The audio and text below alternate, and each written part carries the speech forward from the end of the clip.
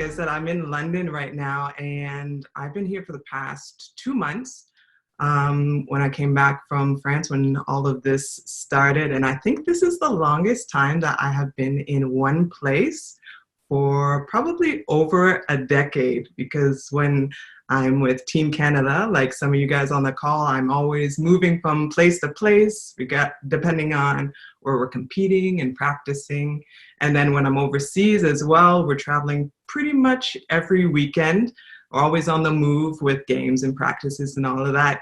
So I'm used to being on the move, which is a stark comparison to where we are right now in this situation. And even now, I feel like I'm always need to do something. If I'm not working towards something, I feel lazy or unproductive.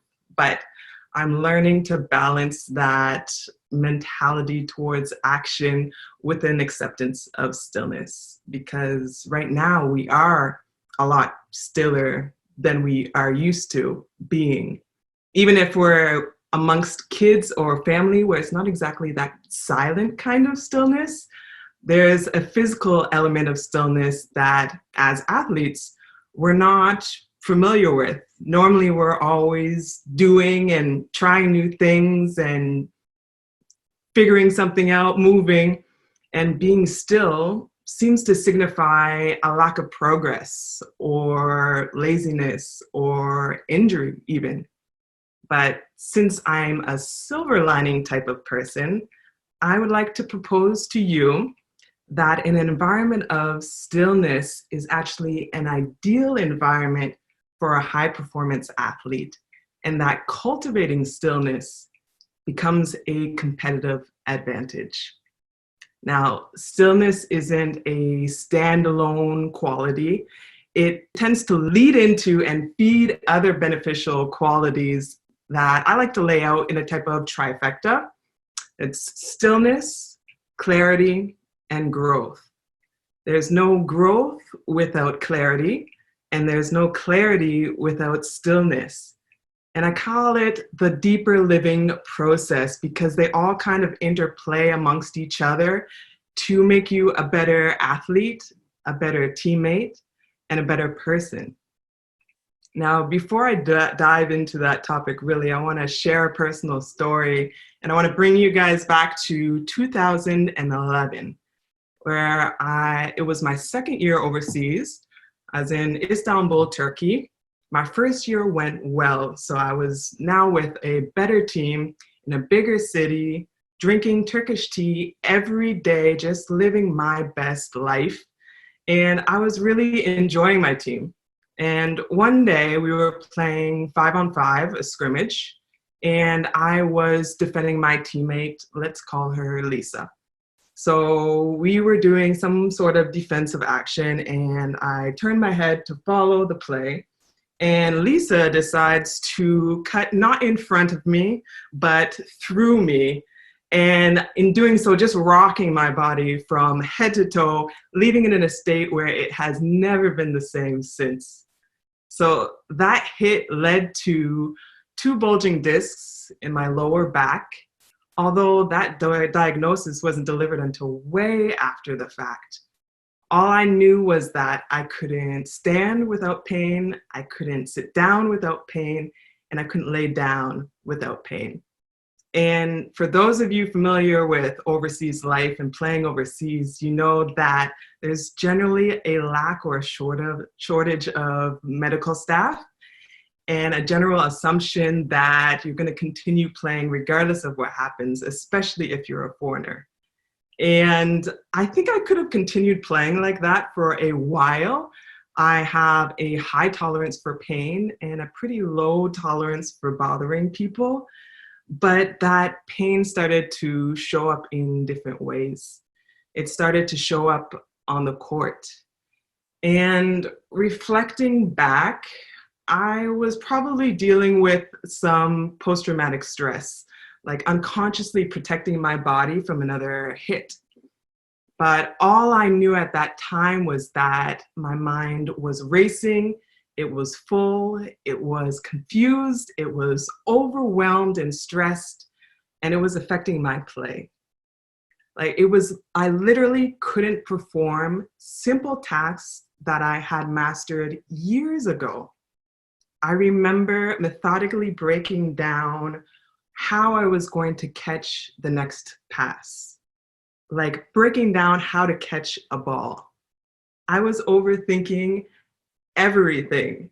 And on top of that, I started thinking, what is she thinking about this? How are they thinking about what I'm doing? Just obsessing about everything going on around me. And it led to this downward spiral, vicious cycle. And it was then that I saw the direct connection between the noise in my mind and what plays out in my body and on the court and in my life. And that experience marked me physically, yes, but mentally as well, because I started making the connections between similar situations in my life and in other people's lives, where the state of the mind directly affected the task at hand. I saw how we have some difficulty controlling what's going on in the mind, calming down, recognizing what's going on in and around us, and basically dealing with a mind that's overwhelmed with noise. So I started to pay attention to what a state of stillness leads to. And that is creativity and inspiration, self-knowledge and self-control, gratitude and appreciation, a sense of presence and peace, as well as perspective and understanding. And these are all valuable for high performance athletes, and they're valuable for everyone. But how do we go from a place of noise to a place of stillness, which is that first part of the trifecta? How do we tap into those benefits that come along with that? How do we settle our thoughts and emotions and go from thinking about the next training, thinking about how bad that last sprint was, how weird the shape of pomegranate seeds are, or what Megan thinks about our hair? Like, the mind is a crazy place. And on top of that, we live in a modern environment of noise. We have constant notifications, a steady input of information, news, media. We have this culture of busyness, grind, and we fill every moment with something to do. Even the natural pauses in our day when we're in between activities, or maybe in the waiting room or waiting in line, there's always something we could be doing. So we fill that with catching up on emails or calling a friend or scrolling. And the effect on the brain is that it gets used to and it learns to always be in that constant state of movement. It's almost like it craves that noise. But what happens when we need a mind that's quiet and calm? Perhaps before bed, or before a test or a big presentation, or in the final moments of a competition.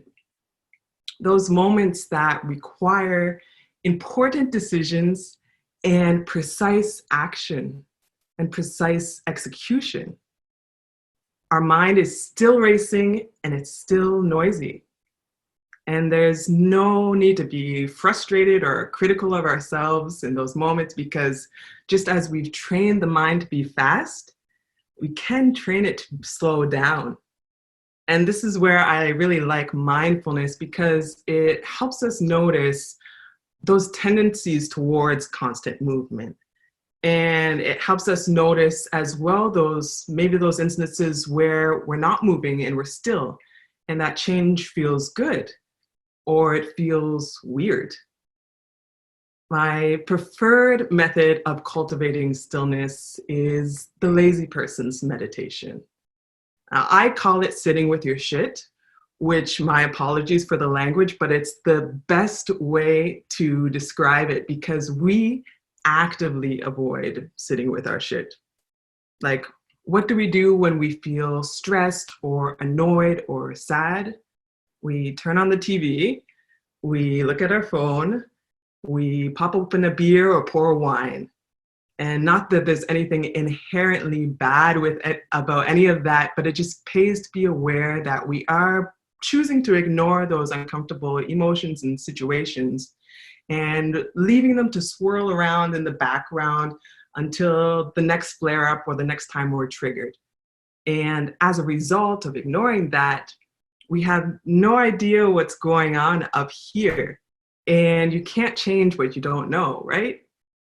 I love the Carl Jung quote that says, until you make the unconscious conscious, it will direct your life and you will call it fate.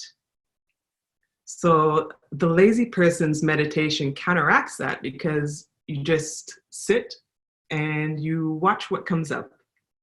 There's no breath, no mantra, no focus. Maybe you'll be thinking about one thing for the entire 5 or 10 minutes that you've dedicated towards the process. But more likely your mind will just flit from subject to subject. And that's fine because there's no control needed. It's just about creating awareness and acceptance around what's going on. Sitting in stillness allows the muddy waters to settle, as Lao Tzu puts it. And it takes what's been running around in the background subconsciously and pulls it into the conscious realm so that we can see it and we can address it. So you've sat in your shit, what's next? Well, I like to pair the habit of stillness with journaling, which brings us to the second part of the trifecta, which is clarity. So we take that awareness that we've built, you kind of organize it by writing things down, and that also helps us remember. Because just like you can't change what you don't know, if you don't remember what you've learned, what use is it to you? And it's not so much journaling about what you ate or how you slept or your workouts, because there are wearable devices and apps that track all that now. It's more about identifying those factors affecting your performance that are outside of the physical realm. So when you start to journal, you start to notice what leads to a productive day versus a flat day. What gives you energy and when do you experience that energy?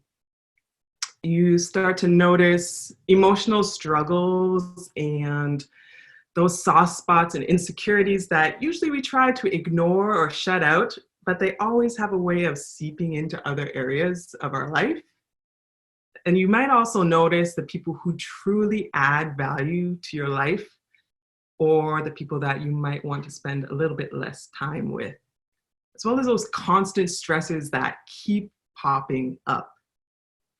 The act of writing, what makes it so interesting is that just the act of it tends to prompt revelations because you're actually taking the time to unravel your thoughts. And there's just something about seeing things on paper.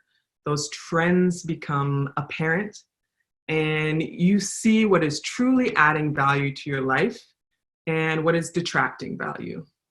Which brings us to the third part of the trifecta, which is growth. So we're moving from trend awareness, and in that trend awareness, you're placed in a position of power to make informed decisions. And some of those are difficult decisions because there's a trade-off inherent in that decision-making process. You've seen what's essential and what's important, and you've seen what are distractions. And honestly, some of the distractions are good things that just aren't the best use of your time, energy, or attention. So from there, you get to decide what best serves you and then feed into the positive and starve the rest. And now is the time to get rid of the time wasters, the energy suckers, the attention stealers, and just build towards being your best you. So we've moved from stillness through clarity, through growth, that whole deeper living process. And in doing so, we've eliminated a lot of that background noise.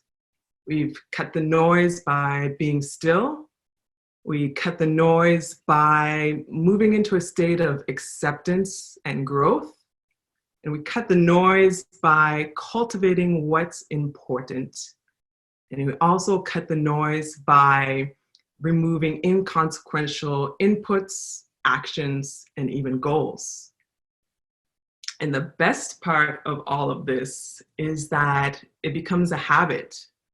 By building a foundation of stillness, clarity, and growth, you start to exude that from your very person. And that makes you a powerful, decisive, clear-headed competitor and a better person. And for the efficiency lovers, that is a win-win-win.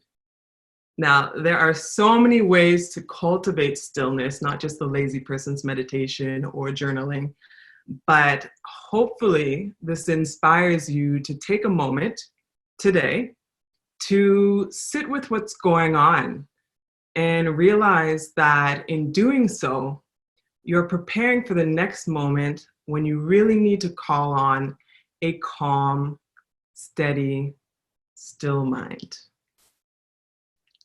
That's all I have for you guys today. I'm ready to open up this Q&A and see what you guys have for me.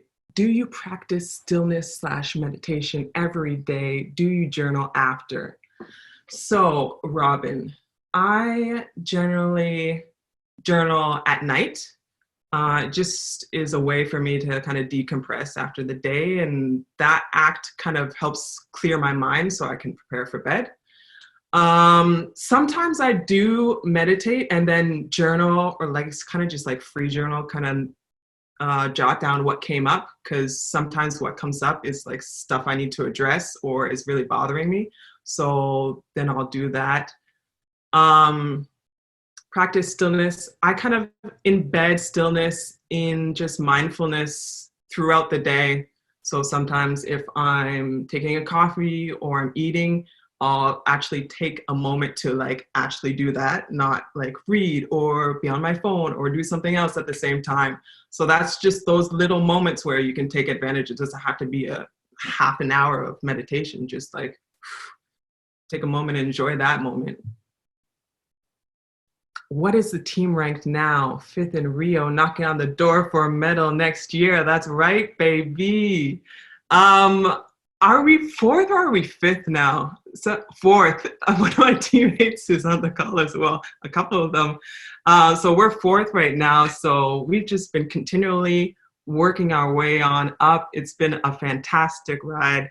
I've been with the team for 10 years now, and we were nowhere near that. And it's just, we've had such an incredible ride and growth in the program, like based on all of the work that we've done in the past and everybody who's come before us. And now we're starting to really see everything come to fruition. And it's really exciting that people are starting to notice as well.